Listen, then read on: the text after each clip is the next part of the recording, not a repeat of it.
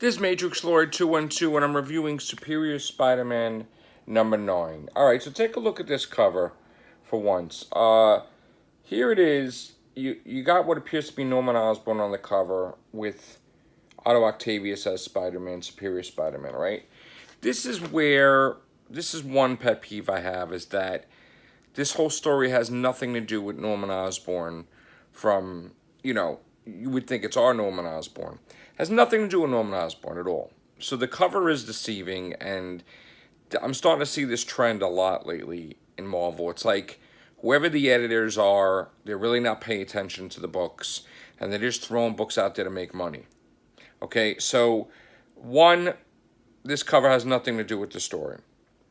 Two, it's about Otto Octavius having a problem that people died on his watch during War of the Realms, and he's feeling sorry for himself. He's feeling horrible. He's reacting, and he's nitpicking and bashing and knocking his friends and just running around like a jerk, more than usual.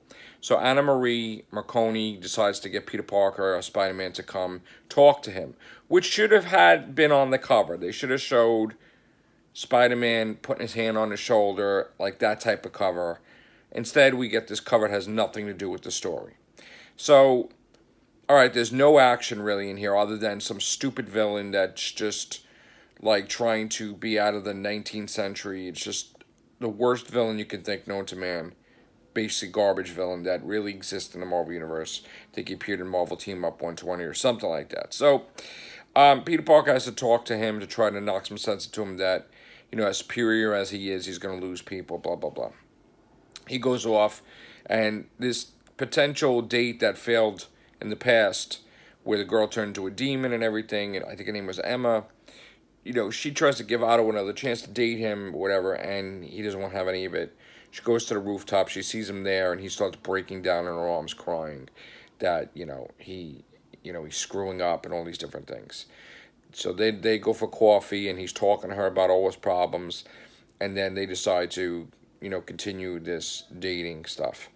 And then we see a spider in the background, and it crawls into many spiders, which is actually spiders hyphen man from Spider-Geddon, and then Norman Osborn from Spider-Geddon, where he had multiple arms, and stuff. So here it is that, the villain appears on the last page, and again has nothing to do. He wasn't really part of the whole story. So the book, the book was good. I know you can't have a book where they fight every time. So it had some nice, deep characterizations of Otto Octavius, right? I'm starting to get with the book, like, how if you were reading Amazing Spider-Man comic and there's a reason why you wouldn't have the villain in every issue? Like, you need some space between appearances of Doc Ock or Electro or whatever. So now Doc Ock having his own comic as Superior Spider-Man, him talking like that every damn issue, is starting to be really annoying and agitating. Like this superiorness, this ego, really annoying the crap out of me. And it's like, oh, just shut up already, So again, while I do like Superior Spider-Man, everything has its time, everything must end.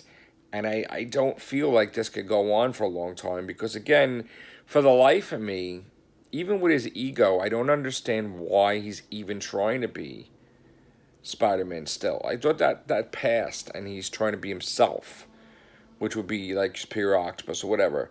So I kind of feel like I just don't understand why, if he feels he's above Spider-Man, why he's dressing like Spider-Man still, and it's just, I mean, he disrespects Spider-Man. He should be respecting him, honestly, because he is trying to show he's better and everything, but it's just, it was a good story, but I'm starting to feel like, I'm just too much, like, you're intoxicated with Otto Octavius, and I think it's enough.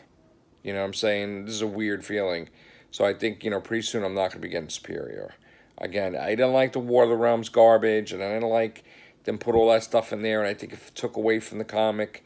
But I just can't take this nonsense every issue of him just talking like a nut job villain, even though he's not a villain, he's a hero. It's just getting old, and like I said, You know, how many issues can you would never have Doc Ock in every issue for like 100 issues, because like, so that's why it would be nice to have villains spaced out in Amazing Spider-Man, because he had a large rogue vet gallery. So him having his own centerpiece, it should be like a mini series. It should be whatever, not like an ongoing. I mean, we got 9 now. They should just end this at 12 or whatever. I don't think this should continue. I think if he is in San Francisco, we don't even know about what's happening in San Francisco. He's just there and he just exists, and he shouldn't even have a comic anymore.